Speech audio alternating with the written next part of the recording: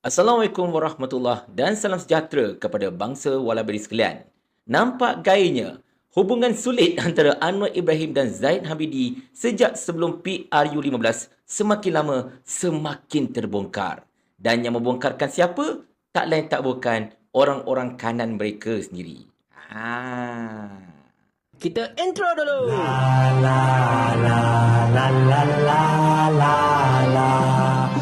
Cerita macam ni tuan-tuan dan puan-puan sekalian. Saya rasa anda masih ingat lagi ketika Ashraf Wajidi Dusuki yang merupakan Setiausaha Agung UMNO pada ketika ini dan juga Wan Mahusin berpodcast, Ashraf Wajidi telah mengantuikan betapa Datuk Seri Anwar Ibrahim dan juga seorang lagi, kalau tak salah saya, Saifuddin Nasution kot, telah berjumpa mereka pada jam 3 pagi lebih kurang selepas PRU yang 15 untuk mengucapkan tahniah dan adalah beberapa perkara yang dibincangkan. Wallahualam bisawab. Masa itu, anak-anak papa masih lagi kata, benda kan ini semua tipu dan sebagainya, ini semua tak ada benda dan macam-macam lagi. Tengok-tengok tuan-tuan dan puan-puan sekalian, ada satu podcast yang menampilkan Syamsul Iskandar Mat Hakim, setiausaha politik kanan kepada Perdana Menteri. Dia telah mengantuikan lagi sebenarnya betapa berkemungkinan besar Datuk Seri Anwar Ibrahim dan juga Zaid Hamidi memang ada perancangan daripada awal, memang ada deal cikgu dan anak murid sejak daripada awal sebelum PRU 15 lagi untuk bekerjasama selepas PRU yang ke-15. Anda cuba tonton video ini. Tapi Datuk Seri ada juga yang menyatakan sebenarnya Datuk Seri merupakan pemenang ketika itu dan juga Datuk Seri beri laluan kepada Datuk Seri Zahid untuk dapat kerusi, untuk dapat formkan government madani. Macam Datuk Seri cakap tadi, kalau Datuk Seri menang, mungkin kerajaan madani tak dapat ditubuhkan. So, what's your comment on that? Susah lah komen. Saya akan ambil jalur rasmi lah. Rasminya SPR umumkan saya kalah 348. Okay. Tapi sebenarnya dalam proses kiraan undi itu sebenarnya, secara jujur saya dapat panggilan telefon daripada Datuk Seri Anwar dalam pukul 2.30 pagi. Itu yang menarik sebab di Bagan Datuk ni 60,000 yang undi. Tapi sebab pukul 2-3 pagi. Tempat-tempat lain dah umum dah. Di Bagan Datuk ni tak umum lagi kan. Jadi ketika itu saya cakap dengan kawan, we have to fight. Kita kena make sure kita kira betul-betul. Undi rosak pun dekat 800. Saya kan kalah 348. Jadi we want to continue and fight. Iyalah. Perdana Menteri Datuk Seri Anwar waktu itu dia telefon. Dia kata okay, I was impressed dengan you punya kerja kuat di Bagan Datuk dan sebagainya. Tapi Sam, kita nak tubuh kerajaan. Kan.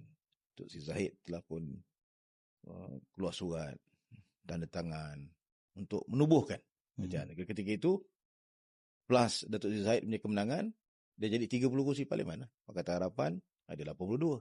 Campur dengan 30, just nice 112 untuk tubuh kerajaan. Saya tanya Datuk Seri Anwar, saya kata, bos, ini betul-betul berlaku tak? Is this really happening? Saya tak mau jadi macam dulu lah. Tak nak kena game lah. Tak kena game kan. Kali ni kita nak buat betul-betul kan. Kata, yes Sam, you are forming the government. Dekat video ini tuan-tuan dan puan-puan sekalian, memang Syamsul Iskandar dia sama ada terlepas cakap ke ataupun dia kata, kalau aku cakap pun tak ada hal pun sebenarnya kan sebab kerajaan dah terbentuk pun, so no problem. Tetapi kita ceritakan satu persatu. Syamsul Iskandar telah mengakui pada ketika PRU15, kan masa PRU15 tu Syamsul Iskandar lawan dengan Zaid Hamidi dekat Bagan Datuk. Dan kita semua tahu yang Syamsul Iskandar tengah ketinggalan 350 undi, 348 undi masa tu kan. Dan itulah keputusan akhirnya pun kalau ikutkan. Dan pada ketika itu, Syamsul kata dekat Kak Wan, iaitu Wan Azizah lah.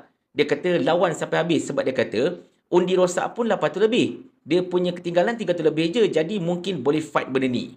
Tengok-tengok, Syamsul Iskandar kata Anwar telah call dia jam 2.30 pagi. Dan kita masih ingat tuan-tuan dan puan-puan sekalian, antara keputusan yang paling lambat kita ketahui ketika PRU15 dulu ialah di Bagan Datuk sebenarnya. Dan secara asasnya, apa yang Syamsul kata ketika Anwar call tu, dia kata, okay fine, bagus Syamsul, memang you lawan yang bagus sekarang ni, memang kita banggalah apa yang dia buat sebagainya. Tetapi sekarang macam ni lah. Kita sekarang ni nak tubuhkan kerajaan. Macam tu lebih kurang kan.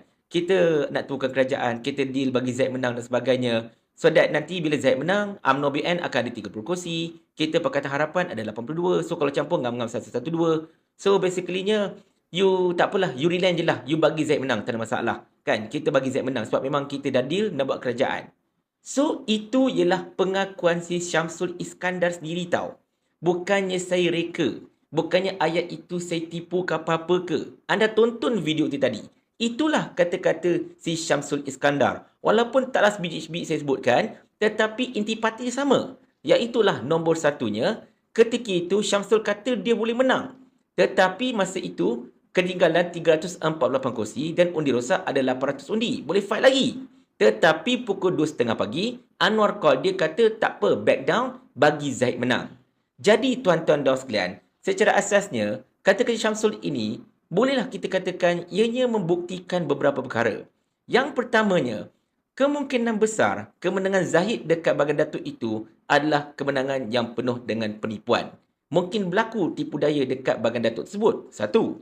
Yang keduanya, berkemungkinan besar memang betul betapa Anwar dengan Zahid memang dah deal untuk bekerjasama selepas PRU15 ini sekian lama. Kan? Sejak sebelum PRU15 lagi mereka dah deal. Dan ini membuktikan kata-kata Tuan Guru Hajadi betapa memang ada deal antara Anwar dengan Zahid sebelum PRU15 itu adalah betul. Dan maksudnya, kalaulah kata-kata Tuan Guru itu betul, seperti mana yang telah didedahkan oleh Syamsul secara tak sengaja ini, maka apa yang Anwar kata ini adalah bohong belaka.